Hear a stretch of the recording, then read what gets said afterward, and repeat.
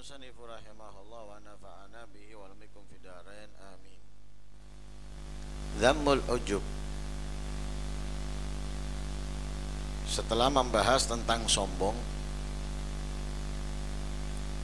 kali ini membahas dari sifat yang termasuk bagian dari kesombongan, yaitu al-ujubu, bangga diri. Bangga diri itu menganggap dirinya hebat, sekalipun tanpa meremehkan orang lain.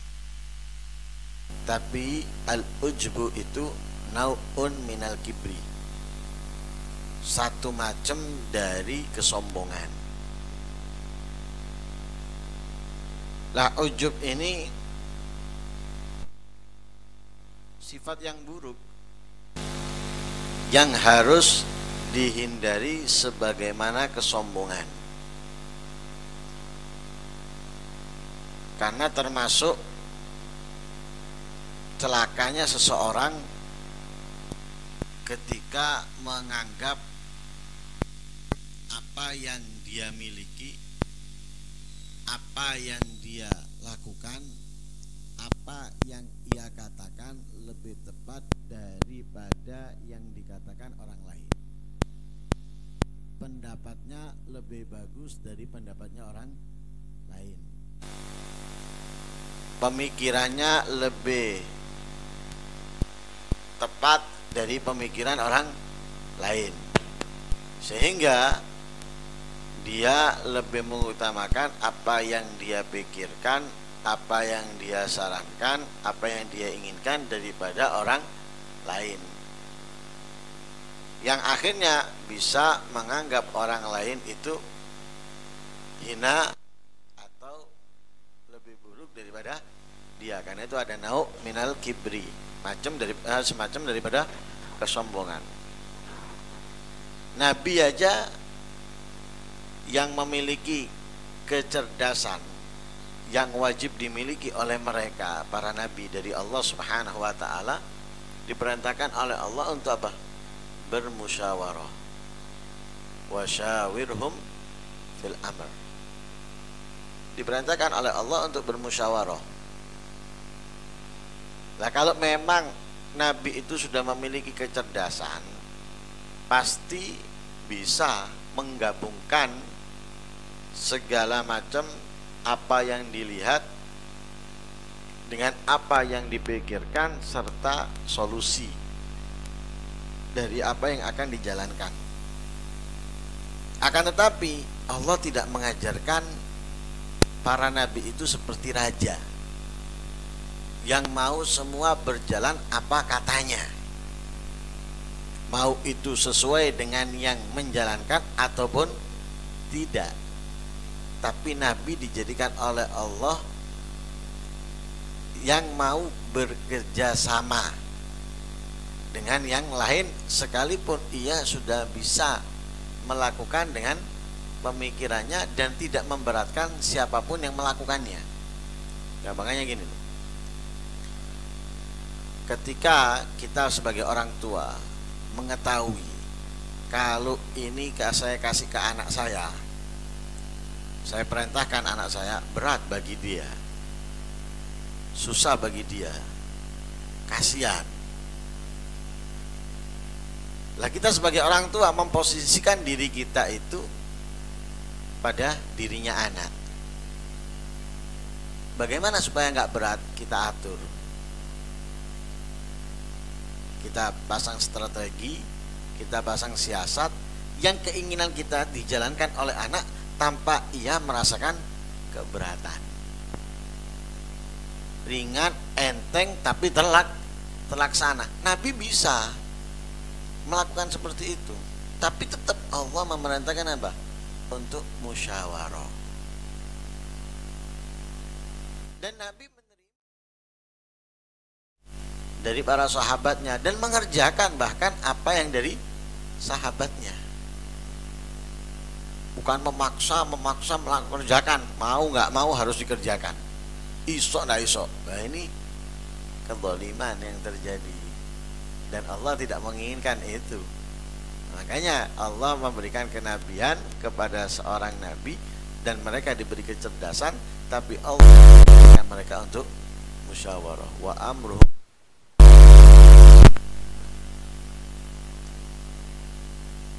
Lah, kalau orang yang bangga diri, musyawarah percuma.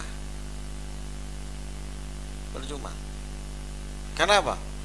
Menganggap pemikiran dia, apa yang akan dia jalankan lebih matang, lebih bagus, lebih baik daripada yang lainnya. Jadi percuma rapat. Jadi percuma musyawarah. Nggak ada manfaatnya, tidak ada gunanya. Yang ada hanya buang-buang waktu dan duit. Tapi tidak akan berjalan sesuai yang dirapatkan. Kenapa? Ada ujub, bangga diri dengan pendapatnya. Karena itu termasuk dari kehancuran seseorang, i'jabul mar'i bi ra'yi. Seseorang kagum dengan pendapatnya sendiri atau bangga dengan pendapatnya sendiri. Karena itu dikatakan di sini, al amalul qalilu qad yafdulul katsir. Amalan sedikit itu terkadang lebih unggul daripada amalan banyak.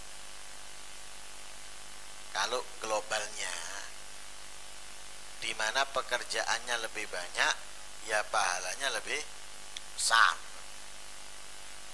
Seperti kita berjalan ke masjid. Kita berjalan ke masjid, nyari jalan yang lebih jauh dengan jalan yang pintas. Pahalanya yang lebih jauh lebih besar daripada yang pintas, sekalipun sama-sama ke masjidnya. Makanya Nabi SAW mengajarkan kepada kita, kalau mau menuju tempat baik atau ingin melakukan kebaikan, carilah jalan yang lebih jauh sekalipun ada jalan yang lebih dekat. Ke masjid ini kalau langsung cuma 10 langkah dari rumah kita, tapi kita buat menggok dulu, kemudian putar balik, akhirnya lebih dari 10 langkah menjadi 15 atau menjadi 20 langkah. Itu lebih baik daripada yang langsung, kan gitu ya. Tapi terkadang amalan yang sedikit itu lebih unggul, lebih istimewa daripada amalan yang besar dan banyak. Terkadang, nggak semuanya, terkadang amalan sedikit itu lebih hebat, lebih istimewa daripada banyak. Dicontohkan di sini seperti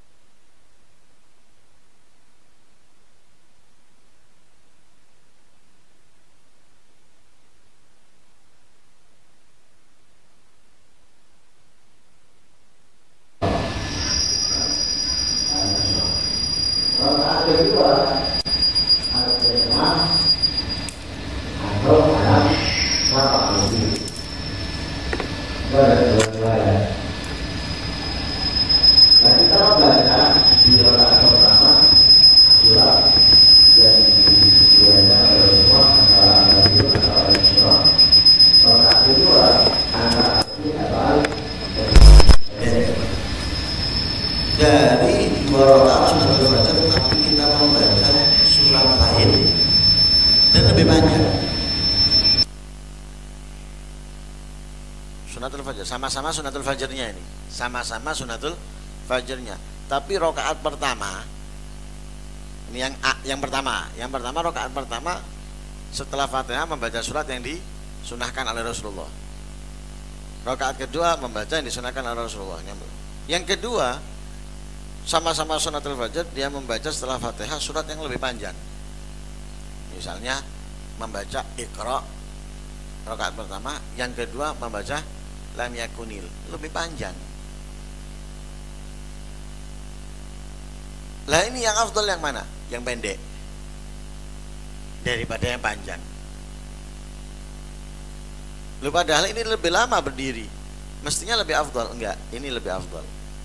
Kenapa? Ini sekalipun pendek tapi ada plusnya, yaitu menjalankan apa yang diperintahkan oleh Rasulullah.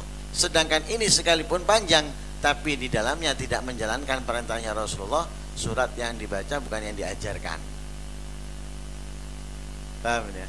Sama dengan khutbah Jumat, panjang khutbahnya, sholatnya singkat.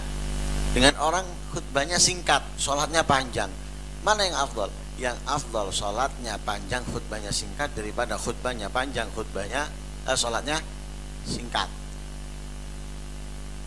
Kenapa? Loh, khutbah singkat, sholat panjang itu perintahnya Rasulullah. Sekalipun yang disampaikan itu hanya rukunnya misalnya, atau hanya sedikit. Sedangkan ini yang disampaikan panjang, manfaat ilmu yang disampaikan itu manfaat. Tapi karena sholat Rasulullah, maka yang sholatnya panjang itu lebih afdal, walaupun khutbahnya singkat. Ya, jadi intinya terkadang ada amalan yang sedikit itu lebih unggul. Lah di antaranya yang bisa mengunggulkan amal sedikit daripada amal yang banyak itu kan apa? Membebaskan diri dari riya. Karena itu dikatakan li annal katsira qad yastakthiruhul insan. Karena kalau banyak atau kalau besar itu kadang orang menganggapnya banyak, menganggapnya besar. Akhirnya merasa bangga dirinya, fayuhbatu thawabuh, pahalanya digugurkan, digagalkan sama Allah. Nanti kalau misalnya ini sholawat 100, ente menganggap itu sedikit.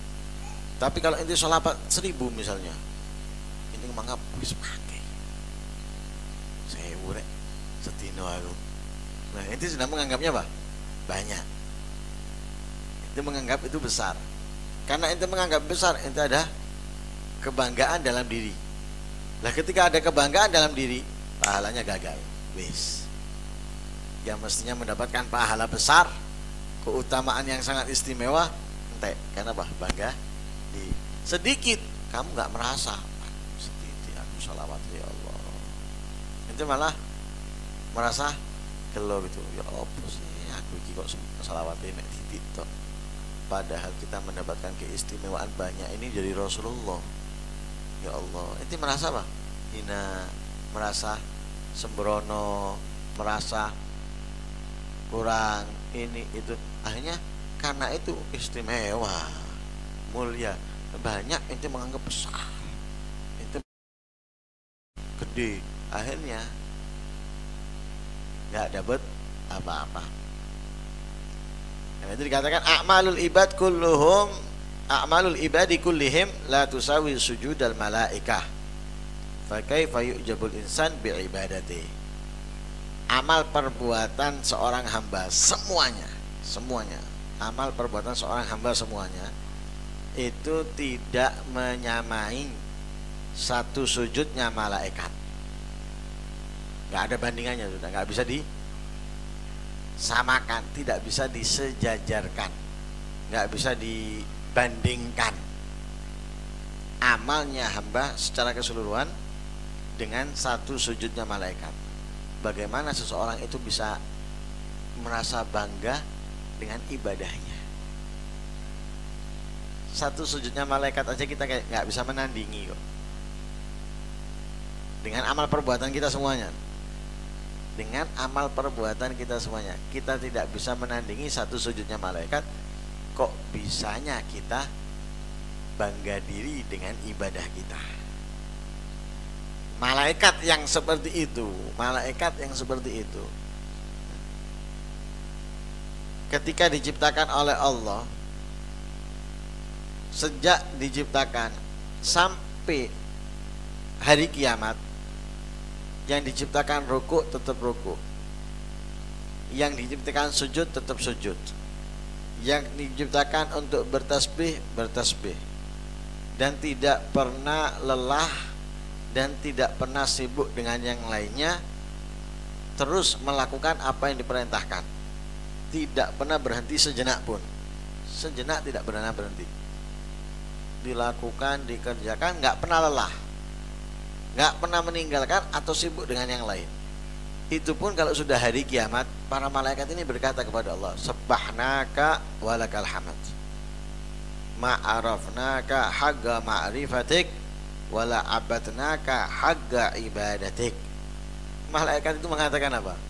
Katanya malaikat, ya Allah, kami sudah bertasbih kepadamu selama ini, selama engkau ciptakan sampai saat ini, kami selalu bertasbih, kami selalu sujud, kami selalu rukuk, kami selalu ini dan itu. Walakal hamd, segala pujian bagimu.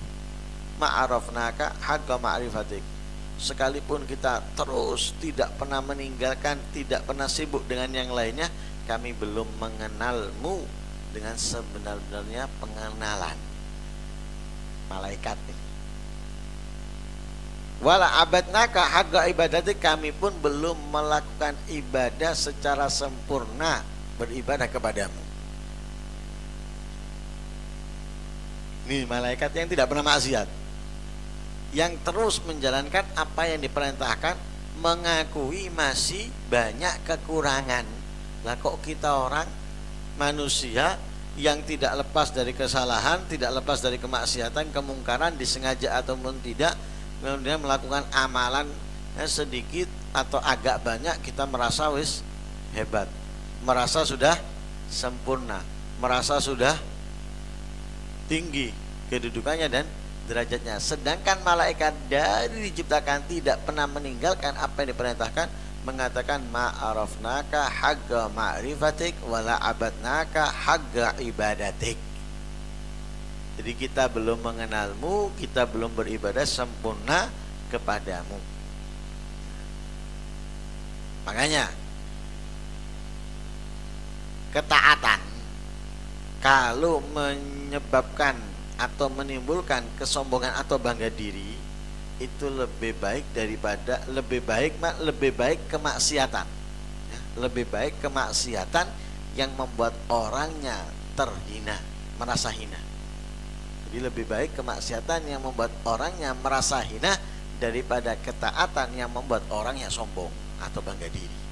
Yang dikatakan maksiatun awrasat dzullan waftiqaran khairun min ta'atin awrasat izzan wastikbarah.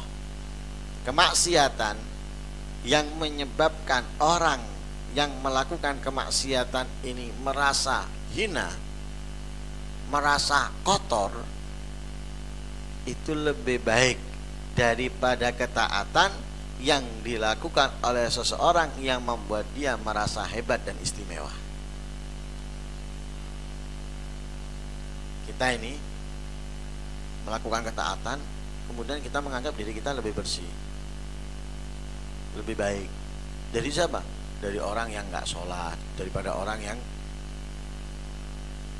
nggak puasa, daripada orang yang nggak zakat dan sebagainya. Kita merasa lebih baik. Tapi mereka yang melakukan kemaksiatan merasa dirinya hina, merasa dirinya kotor, merasa dirinya najis. Membuat apa? Mereka merasa terhina di hadapan Allah, bukan di hadapan manusia, merasa terhina di hadapan Allah. Sehingga seakan-akan mereka kalau mau masuk masjid itu nggak pantas aku mau masjid, awakku iki najis. Loh, merasa hina itu bagus, itu kemaksiatan menimbulkan daripada apa? Daripada kebaikan, tapi membuat kita sombong, membuat kita bangga diri. Oh, ndak pantas mampu masjid, aku pantas, suci aku ini. Kamu nggak pantas melu majelis, aku pantas. Karena apa? Aku bersih, kamu kotor.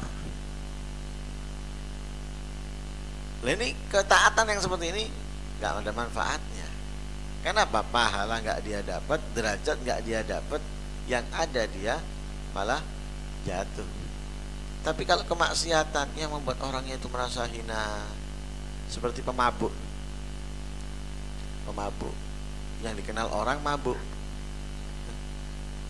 orang semuanya kenal mabuk, pemabuk sudah. Tapi dia rajin sholat, karena mabuknya tidak sampai membuat dia meninggalkan sholat. Dan juga rajin membantu atau menyantuni anak yatim. Ada orang yang nggak pernah keluar, khalwah, beribadah kepada Allah, sudah tahunan lama. Akhirnya si pemabuk tadi ini meninggal. Nah, si pemabuk ini setiap kali habis mabuk, dia itu merasa kotor, merasa hina. Ya Allah, aku ini kok gini, kapan aku tobat? Ya Allah, hinanya diriku. Ya Allah, jadi dia merasa hina dengan kemaksiatan itu, dia merasa hina, dia merasa kotor, merasa najis dirinya dan lain sebagainya, sambil dia memohon kepada Allah. Ternyata ketika meninggal, orang yang sudah bertahun-tahun khalwah itu keluar dari khalwahnya, diperintahkan untuk ngurusi jenazahnya. Kenapa? Orang-orang nggak ada yang mau, nggak ada yang mau ngurus. Dan orang-orang nggak ada yang tahu kemuliaan ini orang. Setelah turun baru orang-orang tahu. Lihat, ini apa? Kemaksiatan yang membuat orangnya merasa lebih baik, lebih istimewa daripada orang yang melakukan ketaatan tapi merasa sombong atau bangga diri. Sehingga disebutkan di situ, diceritakan ada di Bani Israel itu ada dua orang. Ada satu anaknya menteri atau pejabat atau anak raja.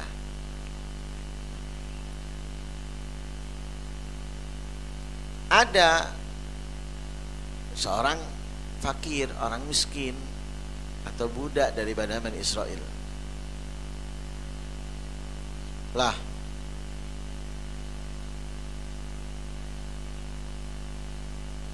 Lah si yang miskin ini kalau jalan dinaungi dengan awan, dipayungi sama awan itu kalau jalan, si miskin dari Bani Israel.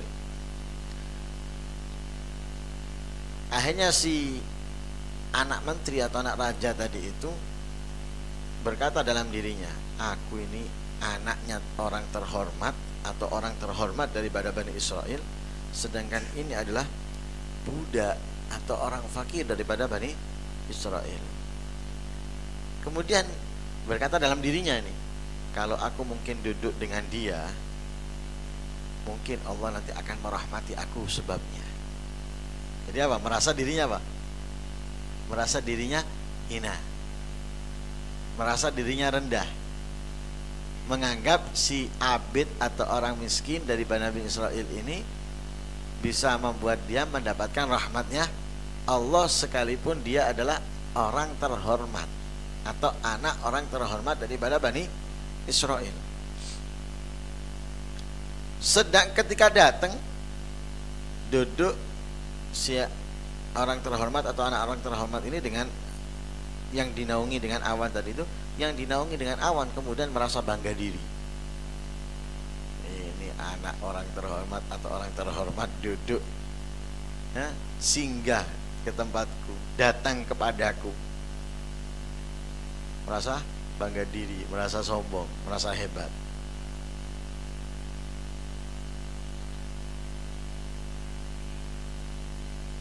Bahkan diusir. Gum ani, pergi tadi gum. Cok deni. Merasa karena didatangi merasa bangga diri kemudian sombong.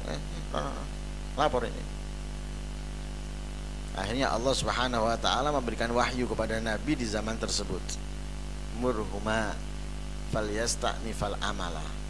Perintahkan kepada keduanya untuk mengulangi amal. Jadi amalnya selama ini sia-sia. Perintahkan keduanya untuk memulai amal. Lalu istimewanya faqad ghafartu lil khali wa ahbattu amal al abid. Aku ampuni si anak terpandang tadi itu, orang yang terpandang tadi itu dari Bani Israel, dan aku habiskan, gugurkan pahalanya orang yang ahli ibadah daripada Bani Israel tadi itu. Kenapa? Merasa bangga diri, merasa hebat. Sedangkan yang satunya merasa hina, ingin mendapatkan rahmatnya Allah dengan duduk bersama orang yang ahli ibadah dari Bani Israel yang bukan terpandang tadi itu. Dalam hadis yang lain,